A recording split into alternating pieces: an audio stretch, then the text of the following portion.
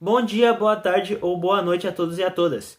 Nessa apresentação, eu, Alan Balsonelli, junto aos meus companheiros de sala Guilherme Cauê, Gustavo Anselmo, Maria Júlia e Mariana Fernandes, vamos apresentar uma breve introdução ao esporte trekking. A palavra trekking tem origem africana e pode ser interpretada como caminhar. É uma atividade física que consiste no ato de caminhar de fato, por trilhas naturais, buscando um maior contato e conexão com a natureza. Ele pode ser praticado tanto em uma forma de lazer quanto em forma de competição, que nesse caso são chamados respectivamente de trekking de regularidade e corridas de aventura. O trekking é uma das atividades de aventura mais seguras e que pode ser praticada por qualquer pessoa saudável de qualquer idade.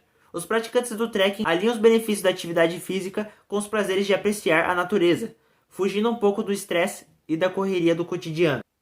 Do ponto de vista financeiro, o trekking é uma das atividades esportivas outdoor mais baratas e acessíveis, pois quase não necessita de equipamento, e em relação às trilhas, o brasileiro é privilegiado. Contamos com trilhas espalhadas por todo o país em locais de extrema beleza, montanhas, planaltos, praias ou chapadas. Sem dúvida, ele ajuda no condicionamento físico e mental, além de elevar a autoestima, possibilitar um sono reparador frente à rotina da vida moderna, encarar tudo com mais leveza, menos estresse.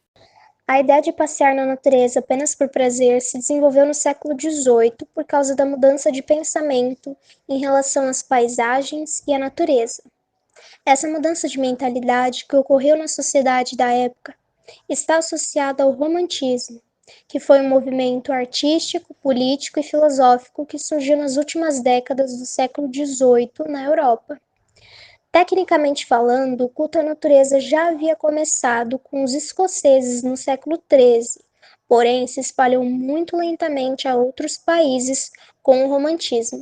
Os autores românticos voltaram-se cada vez mais para si mesmos, retratando o drama humano, amores trágicos, ideais utópicos e o desejo de escapismo. Para esse movimento, caminhar pela natureza tornou-se símbolo máximo de escapar das grandes cidades que começavam a se apresentar após o final do feudalismo. Caminhar passou a ser inspiração para a criação de conteúdo dos poetas. Thomas West, o padre jesuíta inglês, foi quem popularizou a ideia de caminhar por prazer no seu guia Lake District de 1778. A visão romântica das paisagens inaugurou um período de turismo contínuo. O Lake District até hoje é uma das áreas preferidas dos ingleses para a prática de trekking. O trekking foi visto como uma atividade. No auge do movimento, haviam livros e poemas sobre a jornada dos autores e escritores sobre essa caminhada como uma atividade. Com a Revolução Industrial na Inglaterra, para escapar do estilo de vida insalubre, começou a ser comum as pessoas saírem da cidade para caminhar no campo. E no século XIX houve a institucionalização da caminhada através de trilhas e clubes de montanhas com torres de observação. Esses clubes eram majoritariamente burgueses, que foram a classe que ascendeu com a Revolução Industrial. Nos Estados Unidos, John Muir fundou o Sierra Club em 1892, uma das organizações de conservação mais importantes dos Estados Unidos. Esse clube organizava também atividades de recreação e tem tido grande importância para o montanhismo e a escalada. Em relação ao percurso de longa distância, os primeiros exemplos incluem Appalachian Trail, criado em 1923 nos Estados Unidos, e o Slovenian Mountain Trail, em 1950, na Eslovênia. O trekking foi introduzido no Brasil por volta de 1922, quando alguns amantes da natureza resolveram adaptar as suas regras. Em São Paulo, os melhores lugares para se praticar o trekking são o Pico do Marim, Trilha da Água Branca, Trilha do Ouro, Trilha do Ribeirão, entre vários outros. Acessórios indispensáveis. Lista básica de equipamentos para trekking. Como em qualquer outra atividade, o trekking não é diferente. Você vai precisar comprar alguns acessórios para começar a brincadeira. De outro modo, você pode acabar passando um frio danado, ficar molhado, quando não se machucando. Por conta disso, hoje vamos listar os equipamentos indispensáveis para a realização do trekking. Membros inferiores. Para começar, precisamos proteger bem a parte de baixo.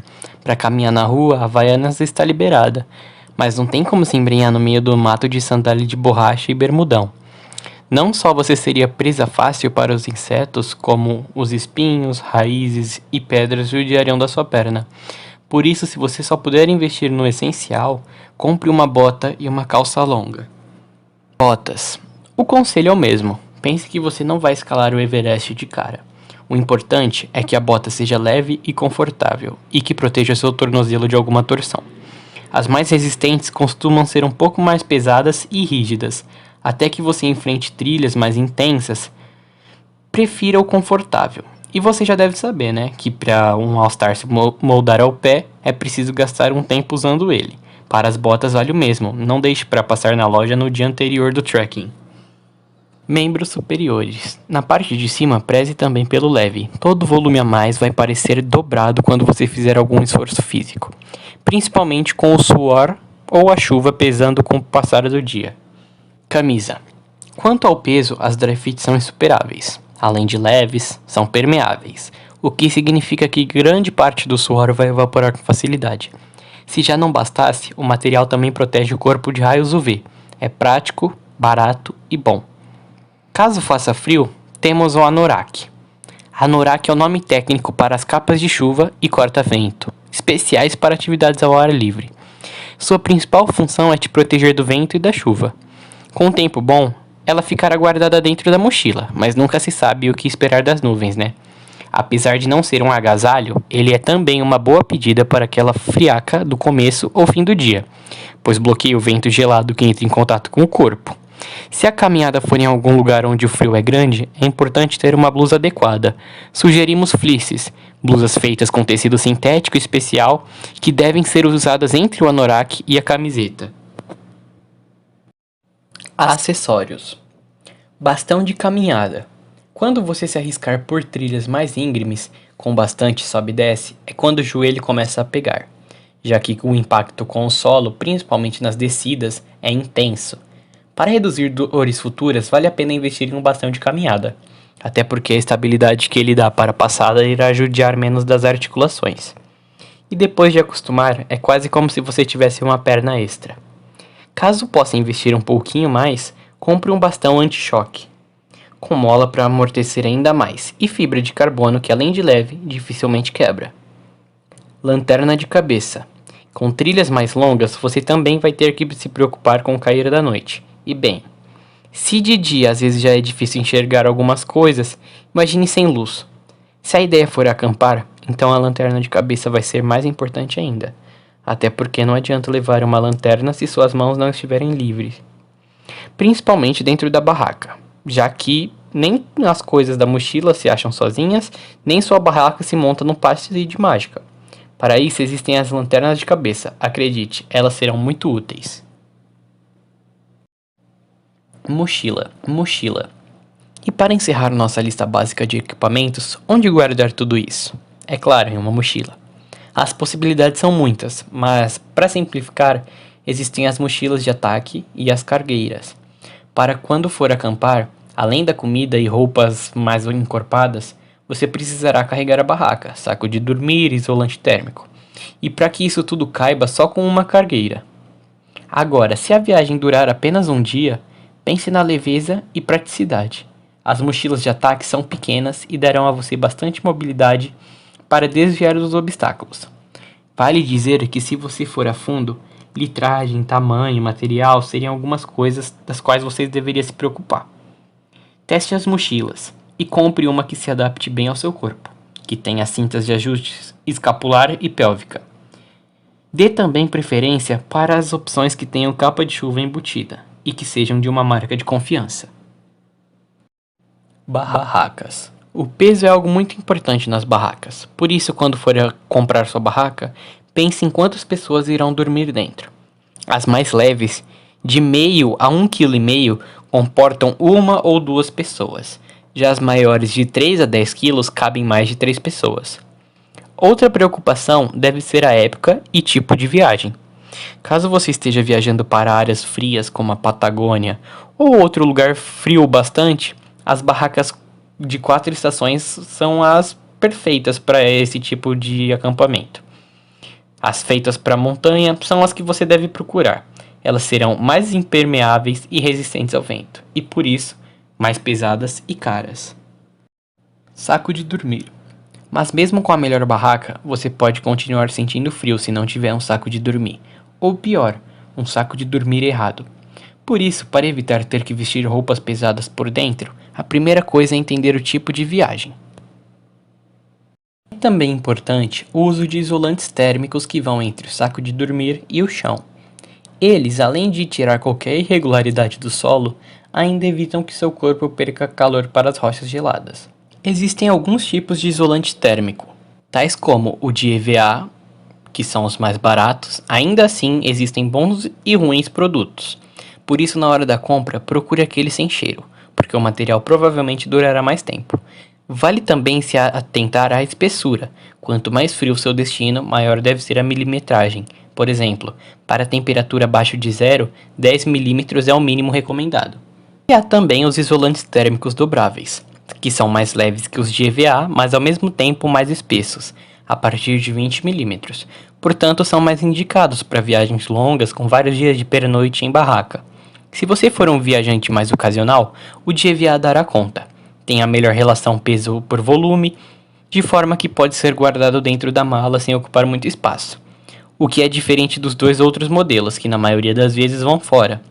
Aliás, certifique-se de que ele tem espuma. É isso que faz os infláveis serem os mais isolantes dos três. Lembre-se de tomar cuidado extra com esses, já que são infláveis e podem acabar furando ao entrar em contato com uma rocha ou algo do tipo. E há também os isolantes. No Brasil, as competições mais tradicionais são as de trekking de regularidade ou enduro a pé, como é popularmente conhecida. O objetivo desta prova é percorrer a pé um determinado percurso específico dentro de uma velocidade pré-determinada pela organização. As equipes podem ser divididas em duas categorias: a categoria graduados, destinada a competidores mais experientes, e a categoria tracker, destinada a competidores iniciantes. Podem ser formadas equipes de no mínimo 3 e no máximo 6 integrantes, onde cada um possui uma função específica dentro da equipe.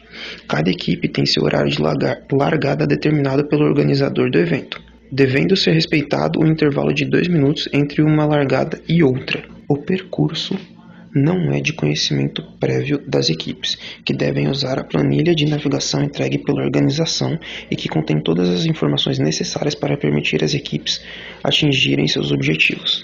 Um excelente grupo para iniciantes de trekking em São Paulo é o grupo Trilhas em SP Trekking. É um grupo no Facebook que se situa em Mogi das Cruzes. Ele é um excelente grupo que segue as diretrizes do Facebook de não tolerar nenhum comportamento de ódio ou falas racistas ou algo do tipo, e expulsa qualquer um que dissemine qualquer comportamento assim no mesmo instante. Algumas boas trilhas para se fazer o trekking são a trilha do Pico do Lopo, a trilha da Praia de Ubatuba e a trilha da Pedra do Baú. Em particular, essa última, que não tem muitas dificuldades, não é tão para iniciante, porém não tem muitas dificuldades. Creio que a única maior dificuldade seria em uma parte em que fica extremamente estreita e você não tem onde se apoiar. Porém, passando dela, é tudo muito fácil e simples. Dá para alguns iniciantes irem sem muitos problemas, e isso eu falo por experiência própria. Enfim, essa foi a nossa breve introdução sobre o trekking. Para finalizar, nós temos essa frase: o caminho para a qualidade de vida é como uma trilha de trekking, cheia de obstáculos. Porém, quanto mais cedo se preparar para ela, mais facilmente você chegará ao topo. Obrigado pela atenção de todos.